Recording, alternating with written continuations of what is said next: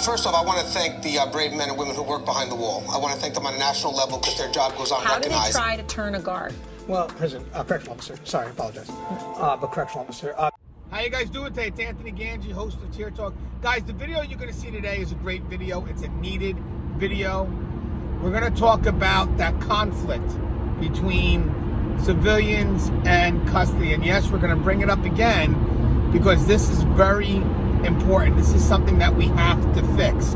What I did today was I kind of farmed out this video to 4 of my experts, 4 people that jumped on the chance to be in this video to explain what it is, what's needed, and why do we have it? Because it is a concern. We are not isolated. In the evolution of corrections, we know where corrections is headed, and we have to partner with that side. Because if we don't partner with that side, guys, we are going to be forgotten. That's the key. That's why it's so important that we get involved in it now. Because now is the time, not tomorrow, now. Now is where the changes are happening, and now is where we have to get involved. And that's where we have to see that partnership between us, custody, safety, and security, and the civilian side of things. Guys, as much as people want to say that there's that rift, there's that divide, we need each other. We're not isolated in this. We have to work together. And I think ultimately by working together, it will increase that employee morale. Now, guys, once you see these videos that are going to come your way after the sponsor, we're going to get William Young, Connie Allen, Keith Hellwig, Russ Hamilton. These are guys that are in the field that are going to give you their experience and what they feel the divide is and what needs to happen to fix that divide. But guys, there's a common theme here. And I want to see if you guys figure that out by the end of the video. I'd like you guys to comment and tell me, what do you think that common theme is? But guys, this is very important. I'm going to stress it again. It's very important. We have to work together.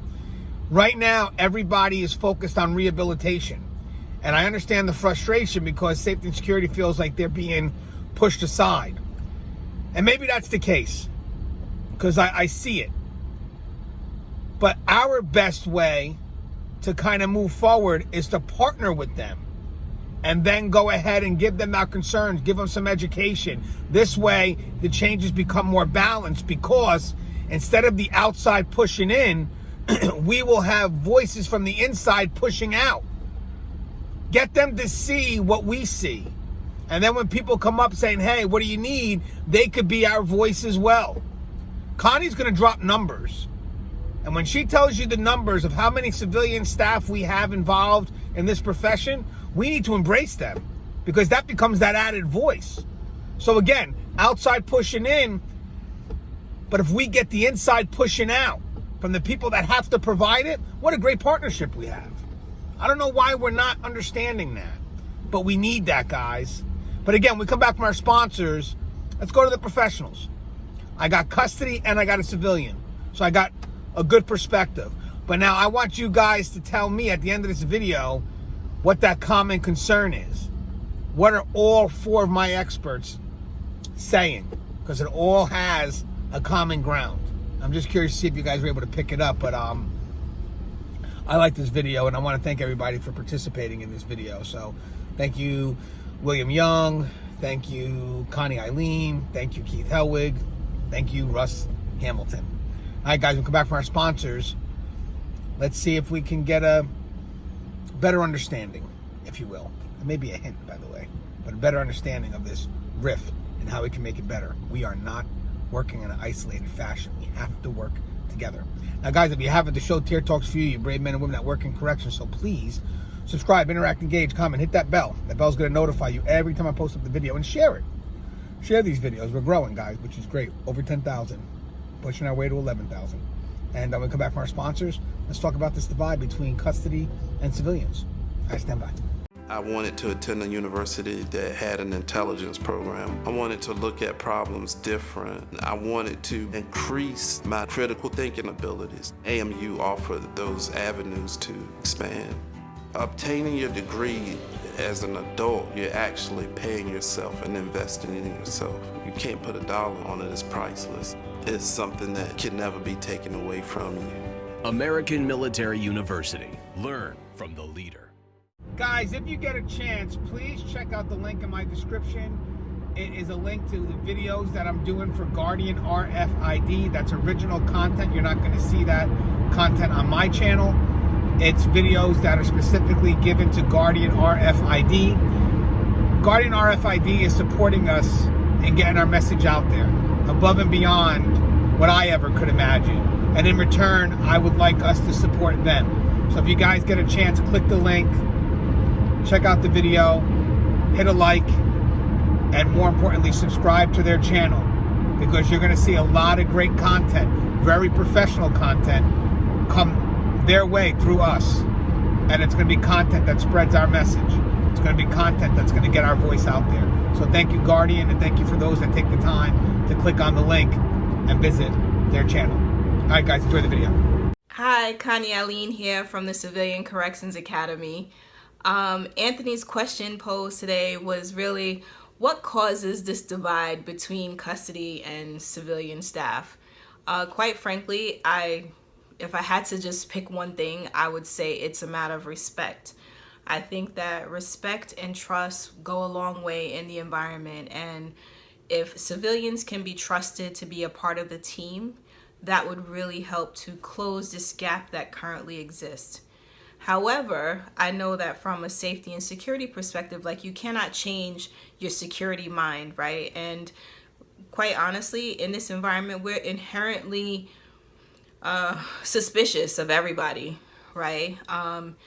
Civilians in custody do not have the benefit of going through a long training academy with each other to build these trusting working relationships with each other. My experience as a civilian was I was kind of thrown into academy training maybe 2 or 3 days towards the end of an academy and got an abbreviated version of academy training. And that certainly didn't help me to build any lasting relationships with the people I went through the academy with. Those building, trusting relationships happened once I was in the facility. So, I think that when you can respect what someone's role is, so safety and security is custody's role. As a civilian, your role is a service provider. And maybe there is this perspective somehow that you providing a service isn't as important, right? And I feel like they're not mutually exclusive, right? Yes, we need the security component, but we also need the service providers there to make sure that you got a stable population and that they are prepared for reentry and everything else that's going on in our landscape right now. But our reality is that if we can't trust each other and we can't respect each other, we're never going to be able to close this gap. And at this point, it really is being able to have honest dialogue about what is it that we don't respect? What is it that we don't trust? And not every civilian is an Amy Murray, right? And not every custody officer is getting the female inmates pregnant. So we got to release all this judgment that we hold on to, because the reality is that the 2% of bad apples really makes it difficult for the 98% that are there to do the right thing, who just want to be a part of the team, who they are the ones that are following the house rules. They're the ones who have their eyes and ears to the ground, and they're the ones who can be that added layer of protection.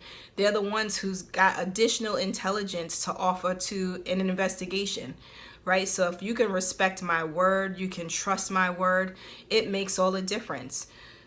700,000 is the approximate number of people employed by the Department of Corrections. About a quarter of that are civilian employees. That's 175,000 voices, intelligence, extra set of eyes that we're not leveraging, that we're not using to the best of our ability. For what reason? I don't know, right? So if there is a way for us to bridge that gap, now is the time for us to do that. I had a conversation with someone the other day, and they were talking about, when I became an officer, I was hired for my brawn. I was hired because I could tussle with an inmate, right? I could manage that. And now things have shifted in the correctional landscape, right? Things have shifted to, they want officers to be more engaging and to be a part of that re-entry preparation and all that goodness. And the guy was like, hey, I wasn't hired for my brains. In my mind, I'm thinking like, wow, that's very profound. Not that he couldn't learn and that he wasn't going to do anything in order to sort of meet the new requirement of him as an officer. But the reality was that you've got tons of civilians who were hired for their brains. And why not partner so that we can use what this one was hired for and that one was hired for to keep us all safe and to make sure that like the population is stable. Like we can do that together, period. Why not we just try? Good morning or good evening, depending on whatever shift your seniority allows you to hold. I'm William Young, and I got a call this morning. I got a text this morning from Anthony, and he wanted me to weigh in to give my opinion on why I feel like there's a disconnect between custody staff and civilian staff. And for me, from my experience, it's pretty simple. It's how we view the world, how we view our inmates, our clients, or our offenders, or whatever your facility calls them. For custody staff, we look at everything from a security and safety standpoint, right? Our job is to make sure that nobody gets hurt, nothing gets burnt down, and everybody follows the rules and regulations of the facility, right?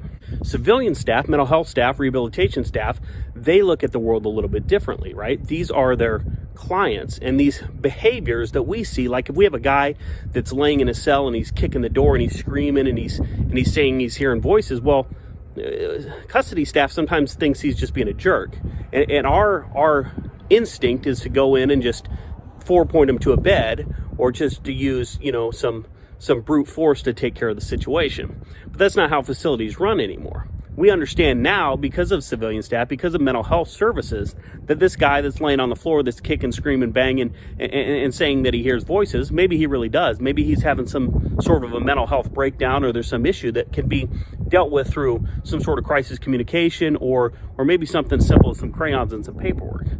And I think that's where the disconnect comes in, because we don't communicate that from one group of people to the other, right? Custody staff has been trained to handle inmates in one way. And that's the way we're comfortable with. That's the way we've been doing it for a long time. And now we have these other people in our housing units that we don't want in our housing units, because they're just another thing that we have to watch. They're another person that we have to protect. It's another layer, another thing for us to deal with. And it frustrates us a little bit. And so when we have what we think is the best solution for a situation, but then we have the civilian who we know doesn't view the world through the same perspective as us, telling us that there's something else that we need to do, it frustrates us a little bit. But simple communication between the two groups can solve all of those problems. If custody staff relaxes a little bit and realizes that there is more than one way to skin a cat, and that maybe the guy really is having some sort of mental breakdown, and that maybe crayons may help him and keep everybody safe, so there's no use of force situation. And civilian staff understand that sometimes we're just looking out for their own safety, that we're looking out for their best interest, right? And so when we are hesitant to open a door, or we give our opinion, when we give our 2 cents, that we're just not being jerks, that we're not being Neanderthals, we're just trying to keep them safe. The bottom line is, a facility needs both teams, custody and civilian staff, to do their job for everything to function well and for everybody to go home safe. It's a delicate dance, but I think we do it very well. Just a little communication between the two sides, and I think everything will be okay. Thanks, Anthony. We'll talk to you guys later. This is Keith Hellwig from Cops Corrections Videos. If you like my videos, please hit the red subscribe button. Today I'd like to talk about interdepartmental cooperation in a correctional setting. As we all know, a correctional institution is basically a small city. You have doctors, nurses, shopkeepers, in the canteen. You also have medical, clinical, and security. Now, as security personnel, we know that the primary purpose of our job is to provide security. It's to provide for the safety of the inmates, the safety of the public. A lot of times we forget that other departments have their priorities. Food service, their priority is to make food, to get the food out, to get the food delivered. Now, of course, they have to follow standard security procedures, but does that make their job any less important than ours? Not in the entire scheme of things, because if you don't feed people, you're going to have all kinds of shit blizzards happening at one time. Another place we don't like to look at as security, we think they coddle people, is the infirmary. Now, we had a 50-bed infirmary at the last institution I was a captain at, and I always needed to remind my staff that the nurses up there weren't treating inmates per se. Yeah, they were treating inmates, but to them, in their profession and under their professional ethics, they weren't just inmates. They were patients, and they needed to be treated as patients. Now, if we needed to go in for security reasons, for whatever, we treated them as inmates, but we needed to remember that just because the nurses and doctors treated them as patients and not inmates, they weren't wrong. They were doing their job the way they're supposed to do it. The same thing with clinical. A psychologist will sit down and talk with the person and, maybe hear things that we as officers would deem an immediate security threat. Well, as psychologists, they're also bound by client-patient privilege. Now, if they hear something that's going to be a direct threat to the institution or a direct threat to others, they're also duty-bound to let staff know about it. But there again, their job is as important as security. Now, nobody likes to say that. Everybody likes to say, well, security first, it's a prison, have to have security. Well, you've got different things. In one part of my profession, as a correctional sergeant, I was in charge of an inmate work crew. Now, I got to pick people that I would have work on my crew. People would put in applications, and I'd interview them. And I'd get an inmate who came down and did an excellent job for me. Now, I was a uniformed sergeant. I was a correctional officer, and they had jobs to do for me, and they did excellent. And I'd go back to the unit to help with count or to help with lunch or whatever, and the officer would say, I don't know how you can stand having that guy work for you. He is such an asshat. I don't know how you can do it. Well, the fact was, they were good workers for me, and I saw them in a different light as workers. Now, I still regarded them keeping in mind security practices and things of that nature, but they were inmates and they were my workers. I didn't treat them any differently than I treated any other inmates. As I sit back and I think about the interagency cooperation between clinical, medical, educational, security, I think of the words of the infamous Rodney King. Why can't we all just get along? Until next time, this is Keith Hellwig. Stay safe and watch your back. Hey there, Cheer Talk fans. Russ Hamilton from Keepers of Chaos here. So Anthony asked me to do a quick little video on some of the things that can cause division between the custody side of corrections and the civilian side. And so when I was thinking about it, basically I break it down to one simple thing that can sometimes get in our way, and yet it's necessary for us to sometimes, function with regards to what our particular perspective is. What I mean by that in perspective is that when we go out there and we're, the officer, the sergeant, the lieutenant, whatever, we're functioning, with regard to safety and security. That aquarium, that prison that we're functioning in, we're the biggest fish in the tank. And so what happens is, we get that safety and security on the brain, and we are out there hitting that. We're fishing people out of trouble. We're dealing with riots. We're dealing with contraband, dealing with dangerous situations. And that becomes sort of an all-encompassing perspective for us. That's the way that we deal with everything that goes on in the prison, is from a safety and security standpoint. And that, to a degree, is as it should be. But at the tactical level, which is, where we implement all that stuff at, it can start to hurt us if we don't take a step back and try and see the big picture. And that big picture involves the perspective of some other people. And those people would be the civilians that we work around. And that can lead to, animosity Because, we look at them and what we see is if these people, they don't even understand what's going on with regard to security. They don't understand how these gang members are trying to get over on them. They don't understand how they're being manipulated. But you know what we're starting to fail to understand? We're failing to understand what these people need. And if we go forward and we, try and work toward where we make what I call, overtures toward these people, it can really grease the wheels to really helping us understand each other better and give us a better vision as to what the whole outlook on the prison is, and also allow us to be able to work hand in hand as a team. And you know what? That teamwork really is better from a strategy standpoint. We sometimes neglect it when we're down there in the weeds and we're at that tactical level, and that's all we're functioning at. I had an occurrence that happened to me a few years back.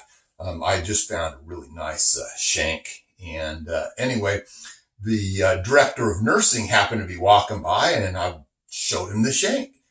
And, he was under the impression that this was the kind of thing that was, found once in a great while. And he really didn't have the understanding of the type of security problems that we were facing at that particular moment in time. And so it was a great chance for me to reach out to him, and I started sending him, every week in his email, pictures of shanks and other contraband that I found and security problems. And then he would take and share those with his staff. And it went to really help, grease the wheels for functioning better together. So if we can go out there and we can make overtures toward the people that are the civilians and tell them what our concerns are, regards to concerns for their safety, regards to concerns for whether or not they're being manipulated, concerns about, whether or not they understand that maybe they shouldn't be bringing in something for these guys, however harmless it may seem at the moment. Then what we do is we really are able to, bolster that teamwork and be able to function better together. If you step back, for just a minute and try and put yourself into the shoes of these civilians, they have a job to do too. It's not all about safety and security and riots and, high speed stuff for them. They're trying to teach a class, or they're trying to get, inmates to their ducats on time for medical or something. These are concerns of theirs. These are things that they want to have met. And sometimes that's the reason that they view us as an impediment to that. And instead we need to, educate them and help them, and in turn be educated by them to be able to, help pave the path for smoother operating and stuff. It would be nice, yes, if they would, try and put themselves in our shoes and stuff, but it's better that we make the first overture because, it's that safety and security. There's nothing that takes priority to it, but that doesn't mean that there's nothing else that doesn't also happen somewhere in that list. And we just need to be cognizant of that. It's easy to go out there and be hitting it every day and not pay attention to that, because if we don't want to, we don't have to. But all that does is make for a bunch of, angst and, tension between the two factions and stuff, when it really doesn't have to be that way. And so, and I'll be the first to say that I've been guilty of that at times, but then when I finally figured out that, teamwork works so much better, even times where I was trying to, bolster that teamwork, there were times where I got shot down just because, of that friction between the two.